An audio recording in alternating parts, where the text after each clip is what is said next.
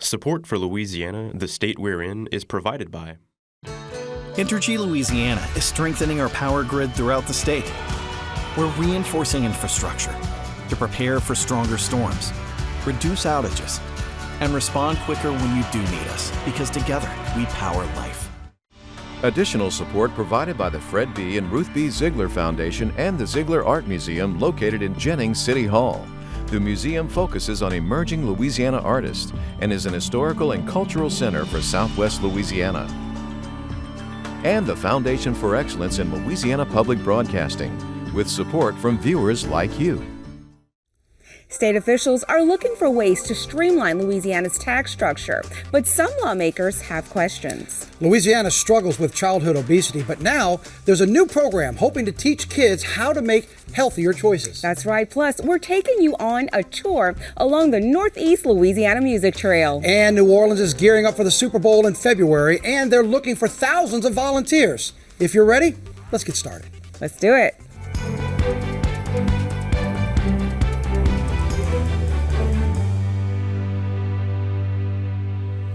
Hi, everyone. I'm Dorothea Wilson. And I'm Victor Howell. Much more on those top stories in a moment on this week's edition of Louisiana, the state we're in. But first, flash flooding and emergency rescues are underway as the remains of Hurricane Helene batter Georgia and the Carolinas. Yeah, that's right. Now, Helene made landfall as a devastating Category 4 storm late Thursday night along Florida's Big Bend. This is new video showing major damage in the town of Steinhatchee, Florida. Storm surge picked up homes and slammed them into trees. In Georgia, Fox weather meteorologist Bob Van Dillen jumped into action to rescue a woman. She was trapped in her car in rising floodwaters. Van Dillen says she was calling 911, but they were dealing with other emergencies and crews couldn't get there in time. So he waded through the water and pulled her to safety. Of course, we're just getting our first look at the amount of damage caused by Helene, as we'll see more in the days to come. Meanwhile, here at home, Governor Jeff Landry is expected to announce more details about his plan to rework Louisiana's tax structure next week. One of the ideas being proposed would merge Louisiana's tax brackets into one flat rate, but some experts say that could increase the tax burden on lower income families. In a legislative committee meeting late last week, Revenue Secretary Richard Nelson presented a tax reform plan that Governor Landry hopes to have approved in a special session. I think if you have a competitive tax structure, Louisiana will grow. I think the population will grow. Secretary Nelson says part of the problem with Louisiana's current tax structure is that it's simply outdated, complex, and not competitive with other states. We, unfortunately, are located right next to Texas, right down the street from Florida. Tennessee's not too far away. All three of those states have no income tax. I think it's difficult to compete because even when you have, even a 3.5% or 3% personal income tax rate, it's tough to compete with zero. Nelson says part of their goal is to make smart tax cuts without drastic revenue shortfalls. He believes a single flat rate could be a possible solution. General in tax policy, the broader the base of the tax, the lower the rates. It's just better policy because everybody will pay something and it will be lower. Today, people who earn up to $12,500 pay 1.85% in income tax. Others who earn between $12,500 and $50,000 pay 3.5%. And earners above $50,000 pay 4.25%. Secretary Nelson is proposing to combine three rates into one flat rate of around 3.5%. When property and sales tax are added in, some experts say lower income households ultimately pay a higher percentage of their income in taxes than wealthier households. I spoke with Dr. Stephen Procopio from PAR to get his thoughts on the flat rate as a solution. He says, provided that we get more data, it could benefit everyone, but there are still some concerns. And so that would be simpler. And part of that is also would give everyone a tax cut.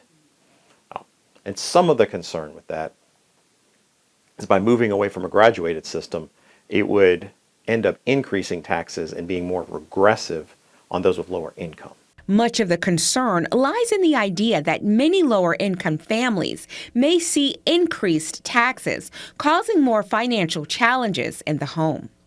As I understand it and what's been presented so far, they are aware of this issue, and the way they're dealing with it is by tripling the standard deduction you take. So it would go from $4,500 to $12,500. So any income under $12,500 for an individual is not even taxed. And so that is a larger proportion of income for people that are poorer than for people that are richer. So that will help counteract, in theory. To offset some of the potential cuts, Nelson has proposed taxing services, particularly online services that historically have not been taxed. That could include newer digital services like Netflix or Hulu, as well as certain luxury services. So that's not even a thing that existed 30 years ago, not really. So a lot of that escapes taxation. Right now, it seems like most lawmakers agree that Louisiana's tax structure needs work, but they want more details to ensure any changes wouldn't worsen the state's projected budget shortfall in the next fiscal year. Now on to what's trending. Here's what's happening this week. LSU gymnastics picked up another superstar. The reigning national champs are getting better, right? Olympic gymnast Hesla Rivera announced on Instagram she's committed to LSU. Rivera was the youngest member of the U.S. women's gymnastics team, along with Simone Biles, Suni Lee, and Jordan Childs, that won a gold medal in Paris. She's announced she'll be headed to Baton Rouge in a couple of years after she graduates high school. Now, Victor, speaking of LSU, people are still talking about the showdown between two Heisman-winning former Tigers. What a showdown. It was a fantastic ball game between these two. It's just the fifth time in NFL history two former Tiger quarterbacks faced one another. It was the first since 1981. Woo. Burrow had a great game. He threw for 324 yards and 3 touchdowns, but it was all about Jaden Daniels, who stole the show. 21 of 23 for a 91% completion percentage. That's an NFL rookie record. And yes, Washington beat Cincy 38-33. Wow. It was quite a game indeed. Hey, when it comes to conference realignment in college football, the Green Wave from Tulane University, they're rolling nowhere. Tulane this week committed to sticking with the American Athletic Conference. In this age of conference jumping, the newly revamped Pac-12 hope to pick up Tulane, Memphis, South Florida, and Texas San Antonio as they work to rebuild out west. Athletic directors from all 4 schools rejected the move, deciding to stay with the 15-member AAC. Wow, talk about committed, right? A lot of them, yes. A lot of changes for sure. All right, well, taking a break from sports, this is blowing up online today. Pop superstar Lana Del Rey brought her entourage to Louisiana this week to tie the knot with Swamp Tour guide Jeremy Dufresne. She and the 49-year-old met in Del Zamens, or the 49-year-old from Del Zamens met on an airboat tour several years ago. They held their ceremony along the bayou where Dufresne runs his swamp tours. The performer's close friend Taylor Swift and Travis Kelce, the dynamic duo, were at the wedding. And football fans want to know why Travis Kelce hasn't scored a touchdown yet this season. He's hanging out in South Louisiana during the season going to weddings. There you go. That's right. That's right. Well, congratulations to those two. Now, September is National Childhood Obesity Awareness Month. And unfortunately, Louisiana has the 3rd highest rate of childhood obesity in the United States. A new statewide initiative recently launched to help educate kids on how to live a healthier lifestyle. Karen LeBlanc shows us more about the Grow Healthy campaign. Keep it going. Make your heart sing. Make your heart sing. These 4th graders are making their hearts sing as the teacher leads them in a movement activity from the Grow Healthy program. It's a statewide initiative aimed at reducing childhood obesity and improving nutrition. We do moving bingo, so now we're doing food bingo, but then also we do my plate. Scientists at the Pennington Biomedical Research Center developed Grow Healthy based on decades of research. Really what makes this special is that Pennington Biomedical has learned so much from Louisianians over the last 35 years. And, it's not often that you find an evidence-based resource that has been tested on your community or where you're from. And we know so much about how the environment that we live in impacts our health. So this evidence, being that so much of it is Louisiana-based, it really has the opportunity to really work for people in a different way, in that their community maybe has already experienced this, or some of the different barriers or challenges we face here in Louisiana may have been addressed in that original research, and the intervention may have been tailored in that way. Fourth graders through PE classes at Progress Elementary are exercising their minds and bodies through learning activities supplemented with activity books and take-home newsletters. The goal is for the entire household to develop a healthier lifestyle. I give the kids a variety of things. We don't just do PE, we don't just focus on PE, we focus on health and PE. So our theme this year is Ease into PE and Great Health.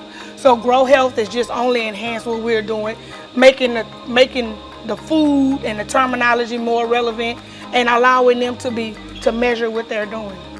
The rate of Louisiana youth with obesity is nearly 22%, 5 percentage points higher than the national average. Greaux Healthy aims to reduce that statistic through school and community outreach. Over 1 in 5 of our children and adolescents are already considered having obesity. So their height and weight ratio is above what is considered to be healthy for their age. And then also if you look at severe obesity, so these are kids that are even at a higher level, and these are kids that may start actually developing type 2 diabetes and asthma and some of the cardiovascular health problems that come with obesity. That's more like 7 or 8% of our children. And that's higher often than the national average. And we've seen increases over time, not only in overall obesity, but in the number of kids that are hitting that severe obesity status. The Greaux Healthy Toolkit for schools also teaches healthy eating habits, working in tandem with nutritious food choices served up in the school cafeteria. We're not using the food pyramid anymore, so a lot of us grew up learning about that. So the USDA moved to a My Plate model instead of the pyramid. So it's an actual plate, and it shows you the portions of different food groups you should be serving yourself. So half of your plate should be fruits and vegetables. A quarter of your plate should be lean protein, so that could be lean meat or beans, other protein sources. And then a quarter of the plate should be a whole grain. And then also you want to have some type of dairy serving, but that needs to be a lower fat dairy serving. So for kids, skim milk is a great option there. In its first year, Greaux Healthy is partnering with 4th grade classrooms in Caddo and East Baton Rouge parishes. The program plans to include students through 8th grade statewide. I've learned that you have to move around and keep healthy, eat healthy to stay strong. And what have you learned about eating healthy? Well, you have to make sure that you keep it to a limit, like unhealthy food, and eat mostly healthy food every day and move around. When you go outside, you need to run every day, and then it'll make your heart healthy. Greaux Healthy is also launching a research initiative partnering with Louisiana families to study how physical education, nutrition, sleep habits, and other factors affect children's health and development. These comprehensive program packages. We have a lot of training, so training for our early childhood educators, helping them create environments that really foster healthy habits at the earliest ages. And then for individuals, we hope to soon have a variety of mobile applications that would include things like meal plan support, exercise recommendations and activities, but really just creating a resource that our community can trust as science-backed and evidence-based, kind of working through all the different myths that are out there around health and wellness, and just being a reliable source you can trust.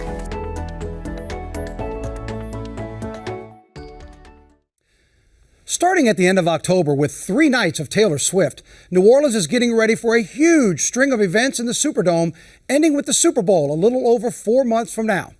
Organizers are looking for a few thousand volunteers to make sure the Big Easy is ready when the top 2 teams in the NFL and their fans descend on South Louisiana. Earlier this week, I visited with Jay Cicero, president of the Greater New Orleans Sports Foundation and president and CEO of the Super Bowl Host Committee, to get a status report on preparations and how you can be a part of the excitement. So here we are now, 4.5 months from the big event. Let's talk football terms. Where are you? Are we at the start of the fourth quarter? Are we at the midway point, or have we hit the 2-minute warning? We're at the 2-minute warning as far as fundraising is concerned. So we are well along, and that's the first thing that we started 2.5 years ago was the fundraising portion of the host committee duties, because you have to raise the money to pay all the obligations that you committed in the bid. And so that piece of it is coming together nicely. But we're in the last few minutes of that. We're in the fourth quarter as far as everything else is concerned. It's the start of the fourth quarter. And so there's a lot to get done in between now and February, and things are going to be moving quite rapidly starting in the next couple of weeks. Since you mentioned fundraising, for all the things we love about the state of Louisiana, our state, this city, is not known for being a plethora of Fortune 500 companies, big companies. It's not New York, LA, Dallas, Houston, Chicago. But what does that say to the ability for your organization and for those who give money and the fundraising to keep bringing this event back when we're not necessarily known as a hub of major financial institutions? We're not. In fact, we sit at the bottom of the list as far as the number of Fortune 500 companies in the state and the metropolitan area. Fortune 1000 is the same way. We're bidding against cities like Los Angeles and Phoenix, Dallas, Houston, Atlanta, Miami, major hubs for Fortune 500 companies and Fortune 1000 companies. So it takes an organization like the Sports Foundation, who is here year-round, to make sure that we are keeping the expenses as low as possible, but delivering something better than other cities can. And that's where the experience and knowledge of our staff and our board of directors and the resources that we have here, mental resources, the minds that we have here, to do things in a way, the Louisiana way, that we still beat the other cities, but our expenses are not as high. That's a great phrase, the Louisiana way, because when you talk to people in the media, fans who have been there, they always say, this is the place. They want it to keep coming back. And I know for years, it was here a lot more frequently. 2013, I was just telling you before we started talking here, it's hard to believe it was 2013, the last one that was here. When you have other cities that are building multi-billion-dollar stadiums and trying to put in bids, yet it keeps coming back to New Orleans, which says a lot about what your staff's able to do, and I guess to your phrase, the Louisiana way of knowing, there's a reason why we want it. The Saints play a major role in that. Sure. With the Saints and Mrs. Benson actually making the pitch for us. Now, we wrote it all and produced all the videos, and it was a 15-minute pitch to convince the other 31 owners to bring a Super Bowl to New Orleans, and she made that pitch for us back in 2018. She did a great job. She rehearsed 50 or 100 times, and it was a big deal. Yeah. And for Mrs. Benson and for us to work together on that, and since then we've been planning and fundraising and how we're going to do things differently than we've done in the past. How has the event grown since 2013? What are the expectations? How much more does it cost? What's our fundraising plan? Everything that goes along with it, we've been working on since then. 15-minute pitch 7 years ago for a game that's 4.5 months away. It's amazing to see that journey, that road to finally get here. So as you mentioned earlier, you're in the fourth quarter, final 2 minutes of fundraising, but you're really in the fourth quarter for everything else. And I know one of those is volunteers. Yes. And statewide appeal, a lot of people might not think, I can't afford a ticket, I'm never going to get to go to the Super Bowl. But this is a great way to be involved, get to New Orleans, and say that you were a part of it. So from the volunteer standpoint, since this is seen statewide, what's the call to action for you to get people who are interested, or maybe say, I never knew I could do that? Right. Another aspect that we're doing a little bit differently this time around, and Chevron as our sponsor for our volunteer program, but we're calling it the Chevron Ambassador Program. So they truly are ambassadors for Louisiana and for New Orleans. And there'll be, we have over 5,000 in our database right now. We are seeking 7,000 in our database to be able to deploy all throughout downtown, at the airports around the region, not just our New Orleans International Airport, but the smaller airports in the region, hotels, and special events that we have to be ambassadors for those visitors who are here. And it's not just telling them, where to find the convention center or where to find the French Quarter, but it's also getting them interested in the history of Super Bowl in New Orleans and maybe the history of New Orleans and Louisiana in general. You know, those when you talk about history, Louisiana is full of history. Right. New Orleans is full of history. So in 55 years of hosting Super Bowl, those two go hand in hand. New Orleans is a city known for tourism, Mardi Gras, the food, the French Quarter, everything that's involved with there. But when a Super Bowl comes, and I go back to 2013, do you often see the biggest lift maybe be in tourism because of the media coverage? Oh, I didn't know that about that city. Oh, I didn't know about those restaurants or these tours. Does that seem to get the most immediate boost when a Super Bowl comes and goes? I think it is. It's what we notice the most because we have put such an effort towards that. And it's not just the greater New Orleans area, it's the whole state of Louisiana. And so that's the reason why we have a statewide media committee that's put forth. And that messaging is so important. But we follow all those messages. We follow the impact of it. We follow, you can search now for the word Super Bowl in New Orleans together, and you come up with all the articles, and every time it was mentioned on television and the value associated with that, it's in the billions. And again, that type of media coverage and public relations, you can't put a price on. There's an economic impact associated with Super Bowl. It's extremely high, but the media value and the PR value is even higher.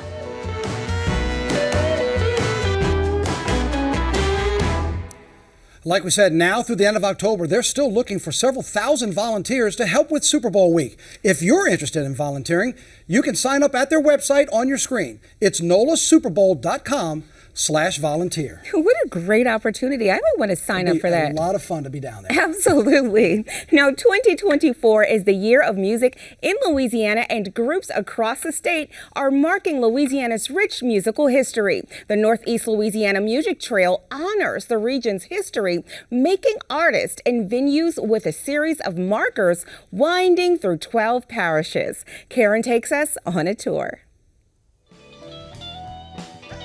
This is our most recent marker, actually, so it's good that we're here today.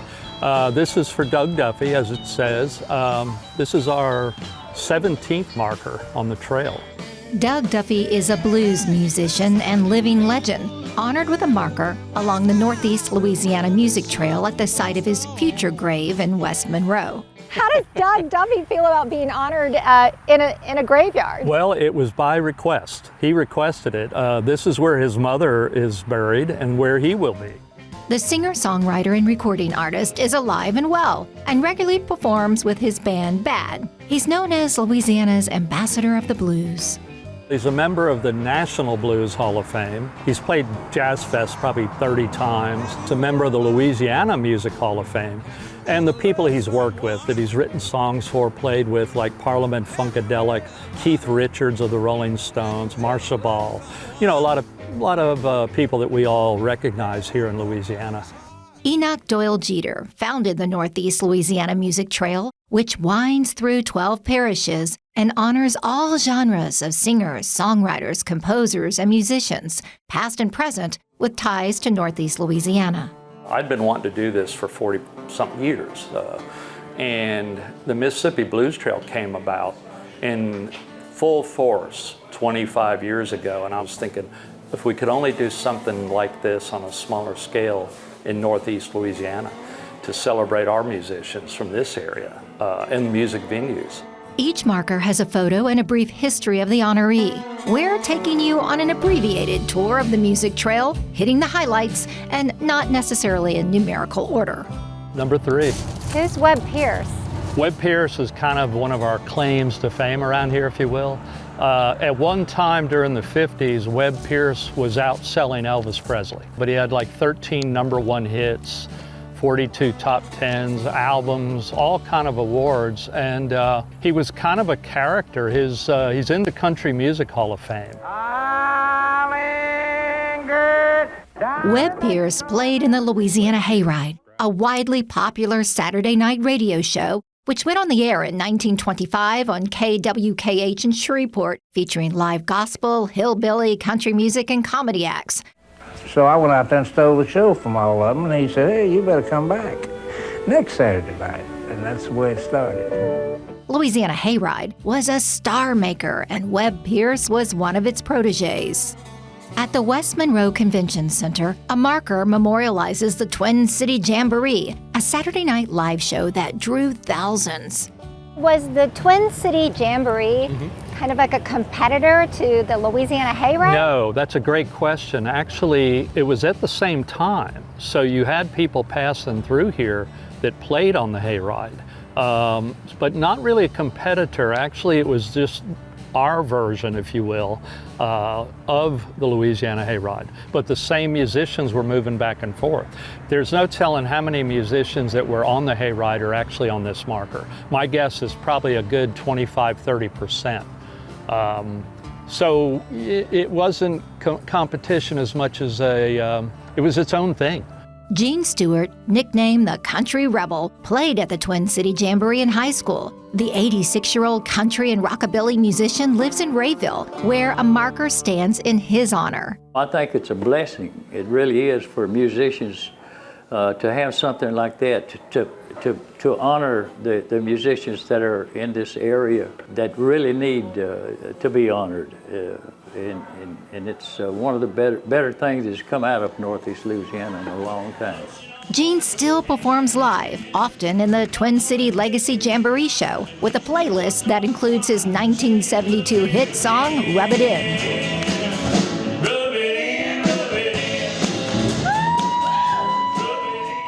It was playing on the jukeboxes, and I found the 45 RPM in a record store, and I took it home, played it, and I thought, well, I'll just try that Saturday night. We were playing at Dale High, Louisiana at that time.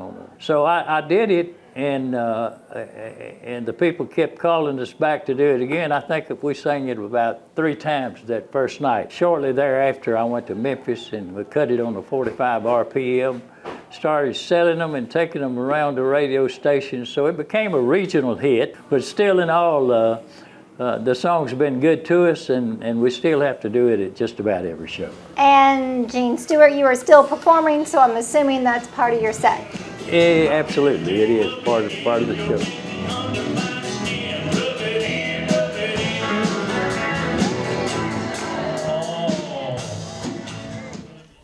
Be sure to tune in next week for part 2 of the Northeast Louisiana Music Trail. Now, that's our show for this week. Remember, you can catch anything, all things LPB, anytime, wherever you are with the LPB app. Catch LPB news and public affairs shows as well as everything you've come to love on LPB on our app. And please like us on Facebook, X, and Instagram. For everyone at Louisiana Public Broadcasting, I'm Dorothea Wilson. And I'm Victor Howell. Until next time, that's the state we're in.